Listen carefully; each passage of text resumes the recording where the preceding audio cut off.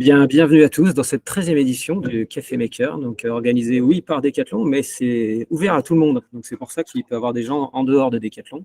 Donc n'hésitez pas à partager entre vous, c'est bien ouvert à tous. Vous pouvez partager les prochains aussi qui arriveront plus ou moins tous les mois. Vous pouvez les partager à tous ceux que vous voulez, puisque le but c'est de découvrir des makers, des projets makers ou des lieux makers. En tout genre, en tout style, pas forcément sport, hein, c'est vraiment de l'inspiration pure. L'idée, c'est de vraiment inspirer une communauté qui nous suit depuis peu. Mais en tout cas, n'hésitez pas à la partager à outrance. Aujourd'hui, on a la chance de découvrir PandaCraft. Le digital nous permet de voyager. On va sur Paris. Et c'est Julien qui nous accueille dans ses bureaux. PandaCraft, il va vous la présenter mieux que moi. Donc, je vais lui laisser la main. Et je vous souhaite une bonne découverte. Allez. Eh ben, merci Antoine, donc bonjour, moi c'est Julien, je suis avec Zenaïd, on est tous les deux donc designers chez PandaCraft et justement Zenaïd qui est même designer sur le produit qui s'appelle PandaCraft Makers chez nous. Et donc pour faire un petit point rapide déjà sur ce qu'on fait justement, nous on fait des produits ludo-éducatifs pour enfants et notre produit principal c'est des abonnements qui sont sous ce format-là pour les enfants de 3 à 7 ans et de 8 à 12 ans. Et l'abonnement, il a pour but de faire, il est mensuel et il a pour but de faire découvrir aux enfants 2 choses chaque mois. Ça va être un thème éducatif. Donc là, par exemple, celui de novembre, et le thème, c'était sur les mammouths. Donc il y a un magazine édu sur les mammouths et une activité manuelle sur les mammouths aussi, parce que le deuxième truc qu'on a envie de faire découvrir et apprendre aux enfants, c'est justement de fabriquer de leurs mains, de faire de leurs mains. Donc, justement, très dans l'esprit makers et qu'ils puissent assembler tous les mois des nouvelles activités pour découvrir un thème. Donc, en gros, nous, notre travail de designer chez PandaCraft, c'est de découvrir comment faire passer au mieux le thème aux enfants, de concevoir un produit pour faire découvrir ce thème-là aux enfants, mais surtout de réfléchir à ce que ce soit les enfants qui l'assemblent derrière. Donc, à avoir toute cette réflexion de c'est pas nous, designers, ou c'est pas des fabricants qui vont tout assembler, c'est vraiment les enfants qui doivent réussir à tout faire eux-mêmes et à tout assembler eux-mêmes. Donc, on a, nous, une grande partie comme ça de réflexion, on va dire, UX. Donc, l'idée, là, c'était de vous montrer un peu justement où est-ce que nous, on commence les projets dans notre petit atelier et comment on travaille. Donc, on a mis plusieurs protos. Donc, on va voyager un peu pour montrer vraiment notre atelier n'est pas très grand. On est en fait, c'est dans notre open space de bureau directement. Donc là, c'est vraiment nos bureaux où on bosse et où on a un petit coin qui est à nous. Donc, je ne sais pas si on voit bien. Là, une petite table de découpe et un petit coin de travail pour tout faire. Et on vous a préparé, donc c'est peut-être toi, Zena, qui pourra plus s'expliquer, justement, pour que vous puissiez voir un peu différents formats de produits et comprendre comment nous, on bosse. Donc ça, si tu veux dire un peu, Zena, moi, je fais la caméra et je te laisse, comme ça permet de comprendre genre, un peu les différentes phases ouais. Et comment nous, on bosse en interne. Alors là, vous avez tout devant des protos un peu fait main. Je pense que vous avez remarqué. Totalement fait main. C'est un train, une locomotive. Donc là, c'est toute une réflexion autour d'une thématique sur le thème du train. Et on a la volonté de réfléchir à des maquettes de locomotives. Voir aussi des wagons et les rails, enfin, tout autour du train. Et du coup, là, vous avez vraiment tout devant des étapes de toutes les réflexions qu'on a pu avoir directement en volume de comment on va construire un train en fait avec du papier, du carton, donc, des bouts de bois, etc. Et nous, vu que le produit a pour objectif d'être dans le côté maker et que ce soit les enfants qui fabriquent, c'est vrai que nos premières phases de travail, elles sont très, très manuelles. Là, on a même réutilisé des anciens packaging à nous pour essayer de faire des protos. Même pas essayer, on a réussi. Pour faire des protos avec, on découpe tout en interne. On sculpte le papier. Souvent, on assemble, on redécoupe à l'intérieur et tout. Et pour toute cette première phase, qui est notre grosse phase créative, c'est justement dans l'atelier que ça se passe. Donc, on a une petite machine de découpe, là, une Cricut, qui nous permet de découper, mais on a surtout beaucoup de cutters. Et c'est genre là, je pense, le truc de base chez nous, c'est beaucoup de cutters et un peu de pansement pour pouvoir faire tout ça. Et on a… Je ne sais pas si tu nous entends, j'ai une question. Est-ce que dans la phase de créa, vous intégrez tout de suite les contraintes ultimes, genre c'est un enfant qui doit construire, ça doit rentrer dans une enveloppe, c'est forcément… Enfin, je sais pas, est-ce que c'est tout de suite ou est-ce que vous laissez libre cours d'abord et après vous… Au début, on va un peu loin et on se permet d'aller un petit peu loin. Mais nous, donc, le process de création, on a toute cette phase créative et on prend tout de suite en compte de comment l'enfant va assembler. Et en fait, on prend vraiment en compte dans l'expérience qu'est-ce que découvre l'enfant et surtout qu'est-ce que fait l'enfant. Donc, en fait, c'est l'enfant, là, par exemple, il fabrique une maquette de locomotive. Certains mois, ça va plutôt être il fait un jeu ou il fait une expérience plus scientifique. Mais on est tout de suite dans, en fait, que fait l'enfant. Vu qu'on est un produit mensuel, on essaye chaque mois un peu de changer justement ce que fait l'enfant, de ne pas lui proposer une maquette comme là, la locomotive, tous les mois, mais d'un peu le faire varier. Donc, on pense vraiment tout de suite à comment est-ce qu'on peut l'assembler, comment est-ce qu'un enfant peut l'assembler. Donc, on se met très vite ces contraintes-là. Là, par exemple, le train, on est allé un peu loin. On savait de base qu'il n'allait pas être à taille et que cette maquette-là était peut-être un peu grande pour notre kit.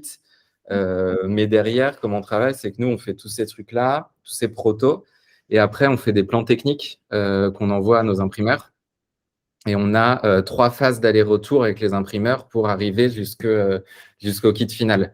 Donc, c'est vrai que le premier envoi, c'est un peu notre envoi liste au Père Noël où on se permet de mettre beaucoup de choses. On met là, on le voit, il y a justement l'exemple, vous avez vu l'exemple fait main. Et là, c'est un exemple reçu donc depuis nos plans par imprimeur.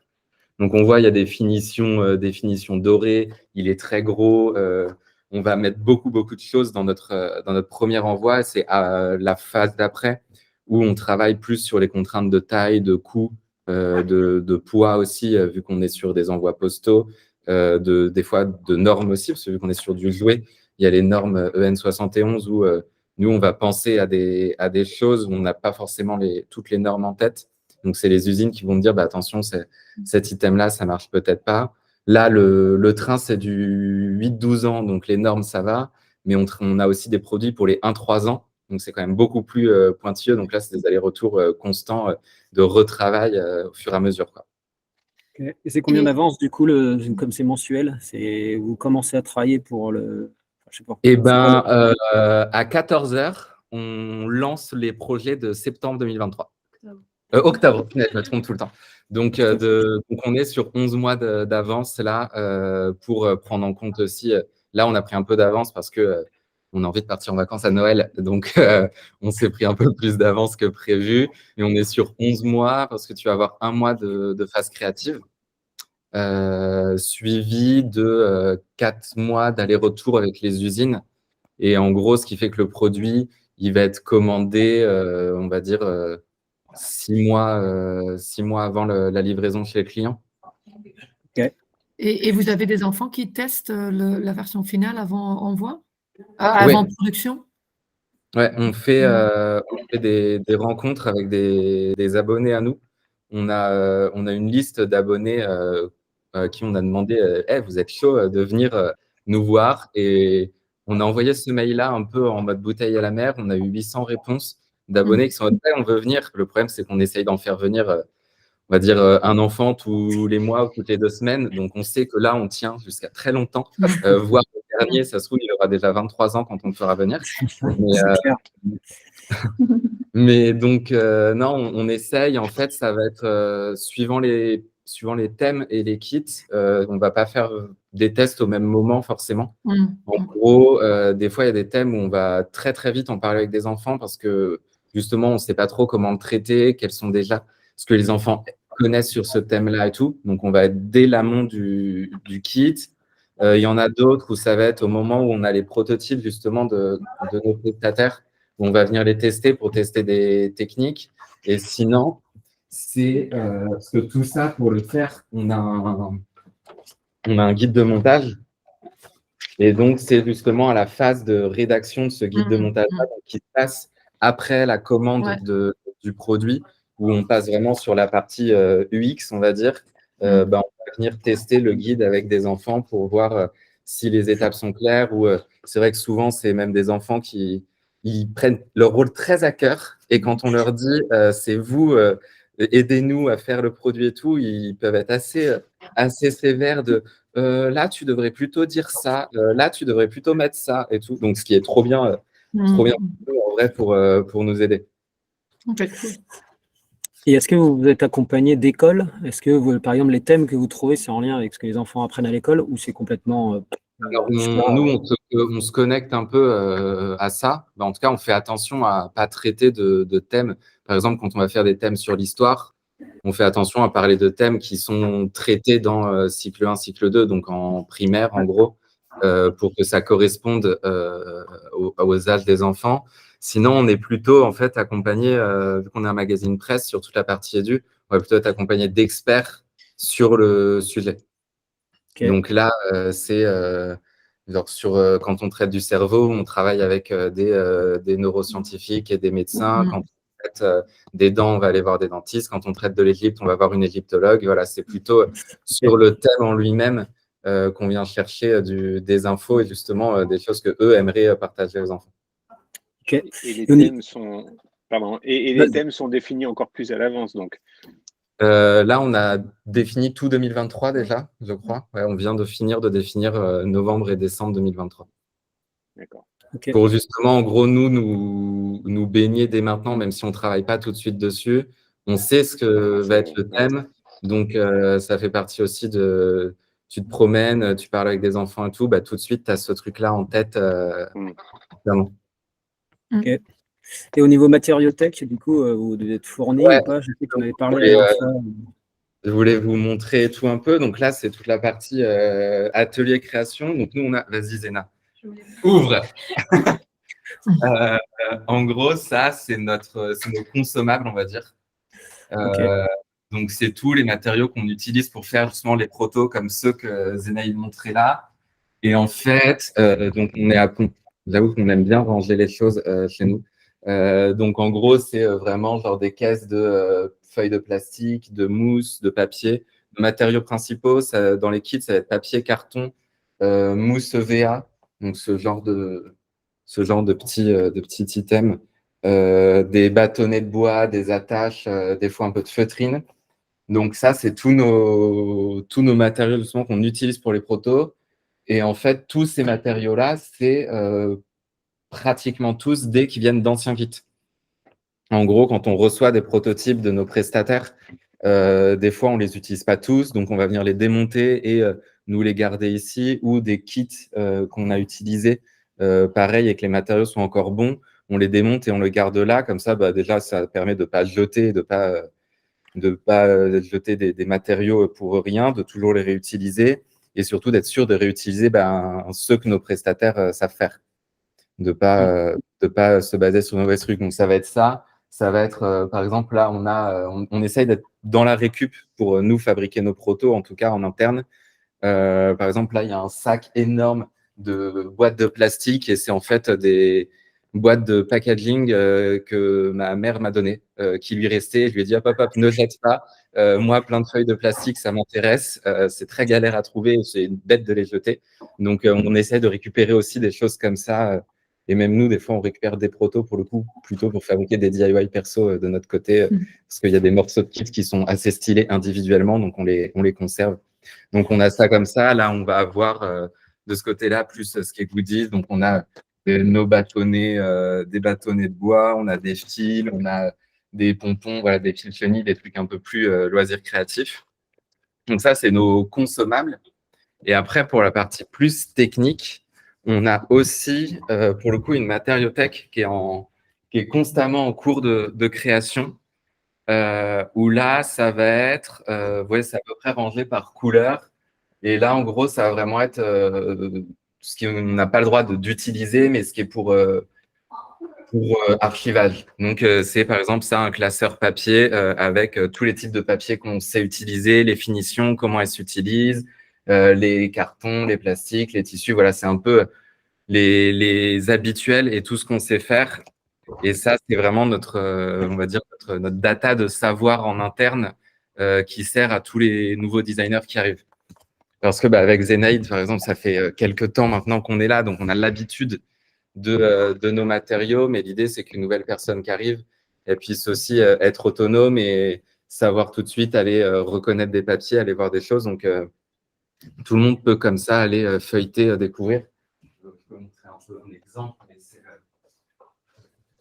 c'est assez simple où on a nos matériaux qui sont rangés dans des pochettes par type de papier. Donc là, je vais avoir les papiers d'une certaine finition et un exemplaire de chaque épaisseur, une autre finition avec un exemplaire de chaque épaisseur aussi, ainsi de suite, pour s'aider à sélectionner pour le bon produit, le bon matériau. Ok. Il me semblait que je voyais sur l'armoire des versions finalisées. Je peux en avoir aussi. Ils sont oui. super, non? J'aimerais voir. Du coup, à comment ça ressemble quand l'enfant l'a fait. On en voit là des finaux. Il y a par exemple le rover qu'on a fait à la Maker Faire qui est là. Hop, on va le montrer. Donc là, c'est rover qu'on a fait à la Maker Faire. Donc la difficulté vraiment sur un produit comme ça, c'est que l'enfant puisse l'assembler, que ce soit pas trop complexe et tout. Donc dans quel ordre on met les faces pour que ça s'assemble comme il faut, pour que je puisse accéder à tous les endroits. Et en plus, il y a une partie, on va dire, jeu expérientiel, où l'idée, c'était pas juste de fabriquer quelque chose, mais il y a tout un jeu qui se fait avec les filtres bleu-rouge pour voir des images, des petites images 3D pour pouvoir voir, comme si on était Persévérance sur Mars et découvrir tout ça. Voilà, il y a tout l'aspect aussi gameplay. Donc ça, on a ça. Là, on commence à travailler de plus en plus des produits en bois aussi pour les tout petits. Mais donc, non, il y a là, on en a qui traînent un peu partout. Il y a des poules. Tu peux montrer le gorille aussi. Le gorille, c'est le truc simple. Ah oui, c'est notre façon de. C'est un bon groupe. C'est par exemple une maquette tout en carton, mais on a aussi le gorille qui, lui, est tout en tissu pour le coup. Parce que c'est dans la volonté. On a fait beaucoup d'assemblages carton. Testons de proposer quelque chose de nouveau aux enfants. Mais en là, fait, il joue purement avec. En fait, là, il n'y a pas d'animation. C'est pas comme le rover où il y a une expérience. Là, c'est juste tu joues avec ton. Et dans le côté maker, c'est vraiment de si en fait on a réussi à, chez quelques enfants, faire comprendre en fait, pour coudre, tu fais en haut, en bas, entre deux tissus et tu as réussi à coudre deux choses entre elles. Si en fait un enfant de 8 ans a déjà un peu assimilé ça, c'est trop bien, quoi. On se dit que plus tard, il peut un peu trouver des solutions tout seul, il peut essayer de faire des choses tout seul. On le voit justement dans les enfants testeurs qui viennent. Entre ceux qui sont abonnés depuis pas longtemps et ceux qui sont abonnés depuis longtemps, il y en a qui, les étapes de montage, ils les lisent, mais d'un coup, ils ont l'habitude maintenant de lire un plan, de lire une étape. Ils ont l'habitude de « Ah, mais en fait, ça et ça, je l'ai tout de suite compris, ça va ensemble, ça s'assemble ensemble et tout. » On sent qu'il y a des habitudes qui se créent justement en termes de construction pour les enfants et ça, c'est assez cool à voir. C'est comme les gens qui font les escape rooms, tu vois. C'est exactement ça. Beaucoup, en fait, ils savent déjà. C'est ça, on a les mécanismes qui se créent tout, donc ça, c'est vraiment sympa. Ou ceux qui ont déjà construit deux meubles Ikea, après, voilà. Ouais, voilà. En fait, vous préparez les futurs acheteurs Ikea. C'est ça, donc voilà, après nous, la difficulté, ça, c'est qu'on a tout le temps plein de projets en parallèle, plein de matériaux. On peut voir, il y a justement, en parlant d'Ikea, on a des Kallax partout, absolument, partout. Un projet en cours. C'est pour avoir toutes les phases et tout à chaque fois. PandaCraft, c'est une entreprise de combien de personnes et de combien d'années? Alors, PandaCraft, on va avoir 10 ans en mai prochain, donc on a 9 ans et demi. Et il y a actuellement une quarantaine de personnes. Okay. On est une quarantaine de personnes. On a la partie produit, justement, c'est tout le bureau qui est là. On est une dizaine, je crois. Il y a, on est des designers, graphistes, journalistes, rédacteurs. Et combien de kits sont envoyés chaque mois maintenant? Là, on a 100 000 abonnés. Ah oui, ouais, c'est beaucoup. Ouais. On a 100 000 abonnés sur les deux tranches d'âge confondues, donc 3, 7 ans et 12 ans. Et on développe de plus en plus des produits aussi en dehors de l'abonnement. Donc, on a par exemple les produits qui sont aussi abonnement, mais des 1-3 ans, donc qui sont dans une autre technicité. On a des produits un peu plus gros, donc le calendrier de l'Avent. On fait des cahiers de découverte aussi, donc plus de l'édition et du pure print. Donc justement, là, on essaie de se développer dans d'autres matériaux, dans d'autres technicités finalement et d'autres tranches d'âge, typiquement les 1-3 ans, où c'est un vrai challenge de s'adapter à cet âge-là. Ok. Yes. Donc voilà un peu tout ce qu'on fait et comment on le fait chaque mois. Et Canon. c'est toujours des matériaux découpe-montage ou est-ce que vous avez tenté un peu du biologique, des trucs qui poussent Ah bah tu les as là, montre. Tous les ans, il y a un kit par an, c'est le kit du mois de mai, où c'est des plantes, justement.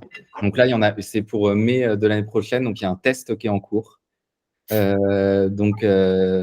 En plus, là, c'est des plantes. Vas-y, essaye de la faire. Test quand même. Parce que c'est pas n'importe quelle plante, Attends, c'est des plantes sensitives. Donc, je sais pas si vous voyez, c'est quand on les touche, Oui. le repli. Quand on les touche, elles bougent. Ouais. Donc, c'est Elle est vivante, c'est bon.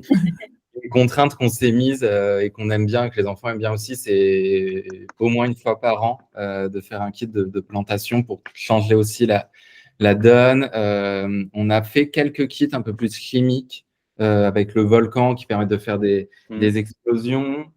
Et après, on a des fois du modelage avec de la sorte de pâte à modeler. Voilà, on essaye d'un peu de… Ouais, parce que ce qui est intéressant, c'est de changer la temporalité, parce que quand tu fais uniquement des activités courtes, c'est bien de mélanger aussi avec des trucs où, ah ben non, mon petit, là, il faut qu'on attende que ça pousse, à prendre la patience. Donc c'est ça, on essaye là, par exemple, un des prochains kits pour les petits, c'est sur le panda, et l'activité, c'est ça, donc un petit panda à fabriquer avec des pompons.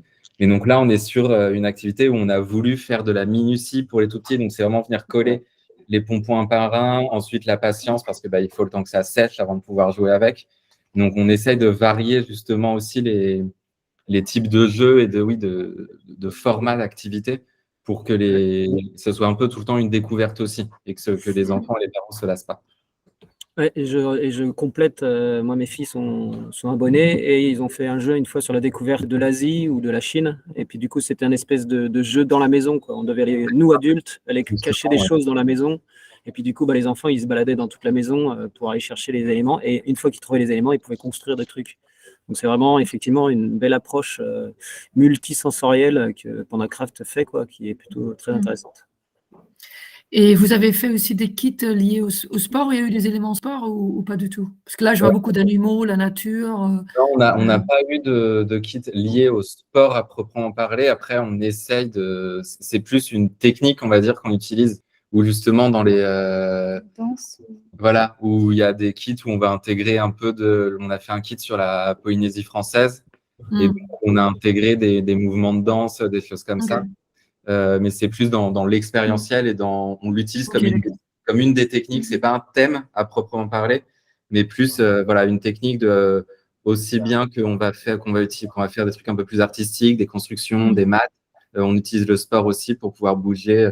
Typiquement, il y a les courses d'orientation aussi où il peut y avoir des fois des sujets de rapidité, des choses comme ça. Ok, d'accord. Moi, j'avais déjà rencontré un autre collègue à vous de PandaCraft. Je ne me souviens plus de son prénom, mais on avait parlé comme quoi il y a sans doute avoir un thème sur les JO. Donc, je ne sais pas si ça va être un thème de 2024. Vous allez peut-être travailler les JO et là, peut-être que des capteurs sont intéressés. Vu qu'on est presse, nous, on a une volonté aussi d'être dans le quotidien des enfants et de venir parler de ce qui les intéresse. Par exemple, quand on a fait le rover, là, le petit Perseverance rover, c'est parce que justement cet été, il y avait tous les sujets de SpaceX, de James Webb, de toutes ces choses-là qui étaient très en avant. Donc, on voulait en profiter pour les enfants d'entendre parler. Ils n'ont pas forcément les choses adaptées à leur âge. Donc, c'était de venir réadapter ces infos-là du quotidien pour eux, pour qu'ils puissent aussi comprendre ce qui se passe autour d'eux et pouvoir peut-être en discuter avec leurs parents aussi, parce que les parents lisent ou écoutent peut-être des choses sur ça, au moins comme ça les enfants ont aussi les infos. Donc c'est sûr que les JO, ça va être quelque chose d'important pour les enfants, donc il y aura forcément quelque part dans le magazine un endroit où on va dire, au fait, est-ce qu'il y a ça en plus? Nous, on est francophone. Notre produit aujourd'hui est uniquement francophone. Donc, c'est sûr que la majeure partie de nos abonnés sont en France métropolitaine. Donc, en plus, ça sera à Paris. Donc, c'est l'occasion de venir en parler, de peut-être faire justement. On aime bien détourner un peu les sujets aussi. Où, bon, ça a été décalé, mais pour les JO de 2020, vu qu'ils étaient au Japon, on n'a pas fait un numéro sur les JO, mais sur le Japon. En se disant, en fait, on va parler de ce pays-là pendant tout l'été, donc profitons-en pour faire découvrir cette culture-là aux enfants. Yes. Cool. Et est-ce que je pourrais demander, juste pour avoir une idée, quand on parle de la partie assemblage, combien coûte en moyen pour vous le kit d'assemblage? Je ne parle pas de magazine, etc., mais plutôt le kit. Le kit, l'activité complète, parce que nous, on n'a pas tous les trucs, mais en tout, avec les envois de ça revient à quoi? 2-3 euros. C'est ça, je crois. D'accord. Ouais, c'était pour avoir une idée un peu d'ordre de combien ça coûte. OK. Ah ouais, et puis il facture ça 100 000 balles. Ouais, putain, je suis mal. Ça fait Et de la marge. je me fais avoir. Ouais, non, c'est pour avoir une idée combien ça coûte pour fabriquer tout ça. Okay. Excellent. Nous, c'est une vraie contrainte où, vu qu'on est sur des petits éléments, des fois, c'est assez. On va dire hier, on en rigolait un peu de ça, mais c'est vrai que on est ultra content parce qu'on a réduit une planche d'autocollant de 5 mm et on a gagné 1 centime. Et on connaît tout ça chez nous. Voilà. C'est vrai que la conception à coût objectif est une grosse part de création aussi des kits. Et finalement, le train est un bon exemple. Et on avait le poulpe là derrière aussi, on voit. C'est qu'on a tendance à faire justement, nous, des trucs absolument énormes. On reçoit les premiers devis, on se dit, il va être plus petit. On le réduit et en fait, une fois qu'on l'a réduit, on prend la nouvelle taille, on se dit, mais en fait, il est encore très gros. On est peut-être juste allé un petit peu trop loin de base. Yes. Bon, en tout cas, c'est très, très intéressant. S'il n'y a plus de questions, on va conclure. Il est presque moins 10. Merci à tous, en tout cas. Merci. C'est canon. Ouais, non, c'est merci bon pour vous, le partage, c'est hyper inspirant. J'aime bien le côté craft, mais le côté craft, vous avez 100 000 abonnés, donc c'est du craft, mais c'est du craft qui est exponentiel. Donc à l'échelle. Exactement, c'est intéressant aussi de voir ça. Merci pour le partage. Merci Julien, merci. Alors par contre, mon prénom, Vena.